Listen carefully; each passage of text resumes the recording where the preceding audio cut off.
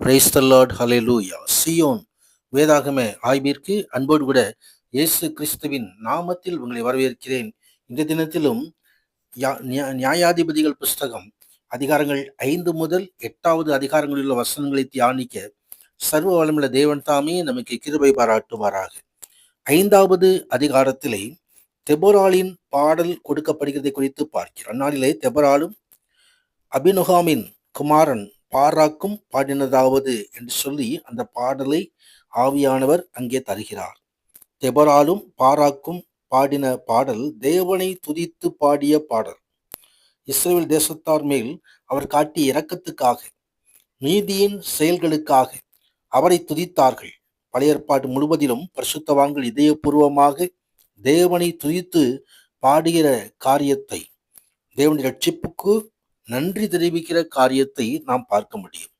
கர்த்தர் அநேக இடங்களிலே கர்த்தருக்கு பாடல் பாடுகிறதை நாம் பார்க்கிறோம். யாத்திராகம புஸ்தகத்திலே மீரியாம் ஆரோன் எல்லாம் சேர்ந்து ஒரு மோசையெல்லாம் ஆண்டுக்கு மகிமையாக பாடினார்கள். இதே போல 1 நாளாகமம் 15 அதிகாரம் 16 அதிகாரத்தில் 2 நாளாகமம் 20 அதிகாரம் 22 வசனத்திலே பல இடங்களிலும் நாம் பார்க்கிறோம்.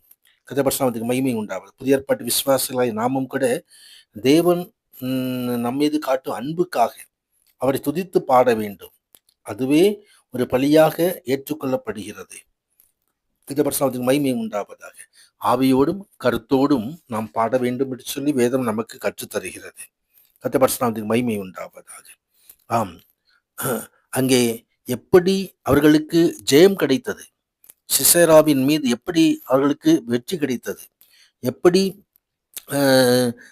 ஏபேரின் மனைவியாகிய யாகேல் மூலமாக அந்த சிசேரா மடங்கடிக்கப்பட்டான் என்று சொல்லி அந்த பாடல் நமக்கு தெரிவிக்கிறது.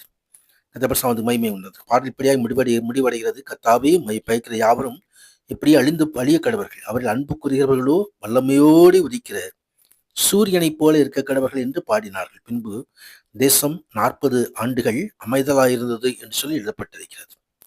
6வது அதிகாரத்திலே கிதியோன் நியாயாதிபதியாக வருவதை குறித்து அங்கு எழுதப்பட்டிருக்கிறதை குறித்து பார்க்கிறோம். கர்த்தருக்கு மகிமை உண்டாவதாக. மீண்டுமாக இஸ்ரவேல் ஜனங்கள் தேவனை விட்டு விலகி அந்நிய காரியங்களுக்கு தன்னை ஒப்பு கொடுத்து தேவன் விரும்பாத, தேவன் அருவருக்கிற காரியங்களை செய்தபடியினாலே தேவ கோபாக்கினை அவர்கள் மீது மீண்டுமாய் கடந்து வந்தது. மீதியானியர் கிழக்கு அமலேக்கியரோடும் கிழக்கு புத்திரோடும் சேர்ந்து 7 ஆண்டுகள் இஸ்ரவேலை கொள்ளையடித்து சிறுமைப்படுத்தும்படி தேவன் அனுமதித்து விட்டார். இதனால் இஸ்ரவேலர் தங்கள் வாசஸ்தலங்களை விட்டு குகைகளிலே சென்று ஒளிந்து வாழும்படியாக நிலைமை ஏற்பட்டு விட்டது. தங்கள் விளைபொருட்களையும் தானியங்களையும் கூட இழந்து போகக்கூடிய சூழ்நிலை உருவாகிவிட்டது. கர்த்தருக்கு மகிமை உண்டாக. ஆனால் மீண்டுமாய் ஆண்டவரை நோக்கி முறையிட்ட பொழுது கர்த்தர் இந்த கிதியோனை அவர்களுக்கு நியாயாதிபதியாக உருவாக்கி மீதியான கைகளிலிருந்து அவர் விடுதலை பண்ணி ஒரு ஜெயத்தை அவர்களுக்கு கொடுக்கிற காரியத்தை குறித்து இந்த அதிகாரத்திலே பார்க்கிறோம். கர்த்தருக்கு மகிமை உண்டாவதாக. ஆம், அங்கே 7 ஆண்டுகள் கடந்த பின்பு கிதியோன் அங்கே கோதுமை களத்திலே போரடித்து கொண்டிருந்த பொழுது கோதுமையை மீதியாண்டு கைகளுக்கு தப்புவிப்பதற்காக ஆலை சமீபமாய் போரடித்துக் கொண்டிருந்தது கர்த்தருடைய தூதனானவர் சந்திக்கிறதை குறித்து பார்க்கிறோம். கர்த்தருடைய தூதனானவர் வந்து சந்தித்து மீதியாண்டு கைகளுக்கு இஸ்ரவேலை நீங்கி ரட்சிக்கும்படியாக அனுப்பப்படுகிற காரியத்தை தெரிவிக்கிறார்.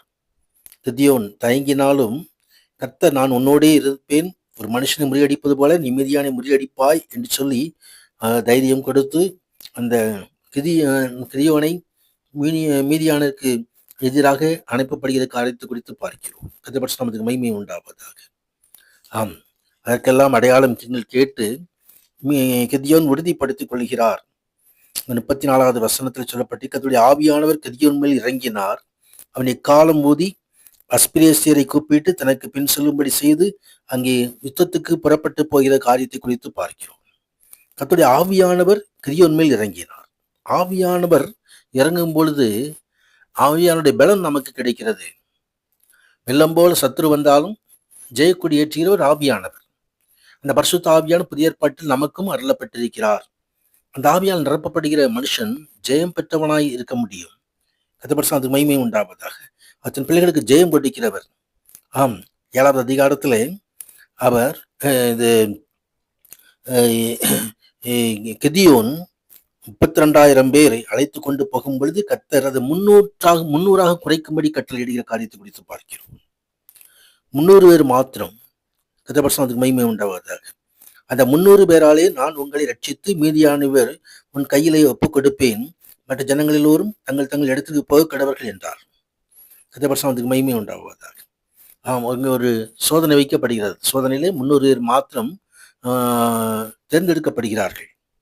கர்த்தர் அதுக்கு மகிமை உண்டாவது. அந்த ராத்திரியிலே அங்கு மீதியானரை உன் கையில் ஒப்புக் கொடுத்தேன்னு சொன்ன பொழுது விசுவாசத்தோடு கிதியோன் பரிசுத்த ஆவியின் பலத்தோடு அங்கே கடந்து செல்லும் பொழுது அவனுக்கு ஒரு ஜெயம் கிடைக்கிறதை குறித்து பார்க்கிறோம்.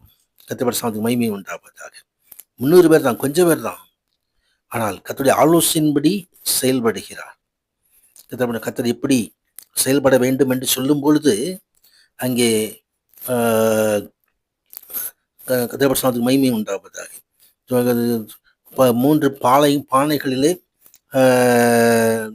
எக்காலம் வைத்து தீவட்டிகளை இடது கைகளிலும் ஊதும்போது எக்காலங்களை பிடித்து கொண்டு கர்த்தருடைய பட்டயம் கிதியோனுடைய பட்டயம் என்று சத்தமிடும்போது அங்கே ஜெயம் கொடுப்பதை ஆண்டவர் உறுதிப்படுத்துகிறார். கர்த்தர் மகிமை உண்டாகும். கர்த்தர் கொடுத்த ஆலோசனைப்படியெல்லாம் செயல்பட்டு கிதியோன் ஜெயத்தை பெற்றுக்கொள்கிறார். கர்த்தர் ஆலோசனையில் ஆச்சரியமானவர், யோசனையில் பெரியவர், செயல்களிலே மகத்துவமானவர். நாமும் கூட நமது காரியங்களிலே ஆண்டுடைய ஆலோசனையின்படி செயல்பட முடியும். கர்த்தருடைய வேத வசனங்கள் நமக்கு ஆலோசனை தருகிறது. அவர் ஆலோசனை கர்த்தர். கர்த்தருக்கு மகிமை உண்டாவது. வேதத்திலே எங்கெங்கெல்லாம் ஜனங்கள் ஆண்டுடைய ஆலோசனை பெற்றுக்கொண்டார்களோ அங்கெல்லாம் அவர்கள் ஜெயம் பெற்று வாழ்வதை நாம் காண முடியும். கிதியோனுக்கும் அப்படித்தான். கர்த்தருக்கு மகிமை உண்டாவதாக.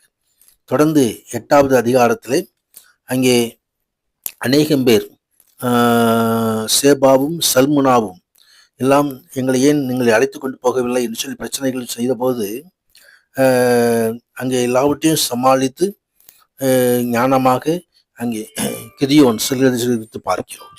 கர்த்தருக்கு மகிமை உண்டாவதாக. நாம் கூட தேவனுடைய ஆலோசனையின்படி பெற்று விசுவாசத்தோடு முன் செல்வோம். கர்த்தர் நமக்கு மகிமையான ஆசீர்வாதங்கள் அருளி செய்வாராக. தொடர்ந்து கிதியோன் ஏபாத்து மூலமாக ஒரு கண்ணி வைக்கப்படுகிறதையும் கிதியோனுடைய மரணத்தையும் நாம் அங்கே பார்க்க முடியும். கர்த்தருக்கு மகிமை உண்டாவதாக. ராஜா மகிமையான காரியங்களை நமக்கு செய்தருள்வாராக. பரிசுத்த மகிமை உண்டாவதாக. ஆமென், ஆமென்.